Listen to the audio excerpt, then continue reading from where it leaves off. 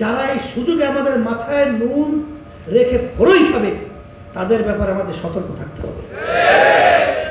তারা বিগত দিনে বারবার আমাদের মাথায় নুন রেখে বড়ই খেয়েছে। ইসলামের নামের কাজটা কখনোই মজবুত হয় নাই।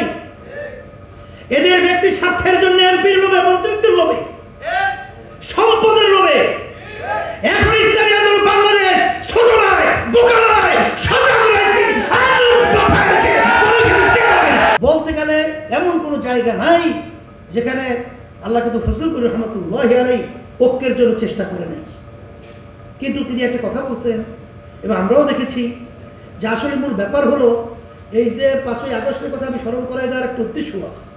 সেই উদ্দেশ্যটা হলো এই, যেখানে ইসলামী আন্দোলনে কত ছেলেরা, কতবার ইমামরা, আমার ভাইরা, আলেমরা, হাফেজরা শাহাদত বরণ করলো, আর সেই ফসল আজকে ঘরে ওঠার পরে যারা এই সুযোগে আমাদের মাথায় নুন রেখে বড়ই খাবে তাদের ব্যাপারে আমাদের সতর্ক থাকতে হবে। তারা বিগত দিনে বারবার আমাদের মাথায় নুন রেখে বড়ই খেয়েছে। ইসলামের নামের কাজটা কখনোই মজবুত হয় নাই। এদের ব্যক্তি স্বার্থের জন্য এমপির লোভে, মন্ত্রিত্বের লোভে, সম্পদের লোভে এখন ইসলামী আন্দোলন বাংলাদেশ ছোট নয়, বোকা নয়, সজাগ রয়েছে।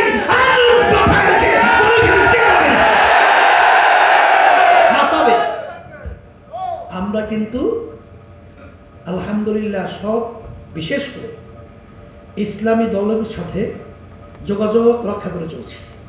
তাদের সাথে বৈঠক আমাদের ধারাবাহিক চলছে এবং আলহামদুলিল্লাহ সিগন্যালও ভালো।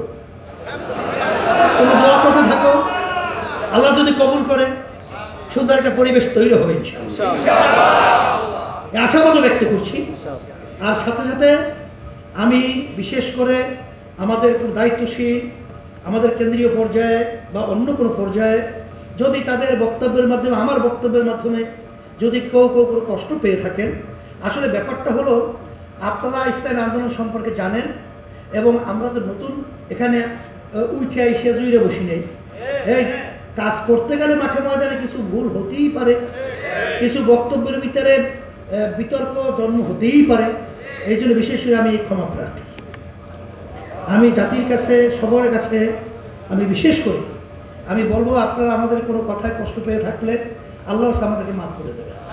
আর সাথে সাথে আপনাদের কোথাও আহ্বান জানাচ্ছি, আপনারা আসেন ইসলামের পক্ষে, দেশ গড়ার পক্ষে, মানবতার পক্ষে।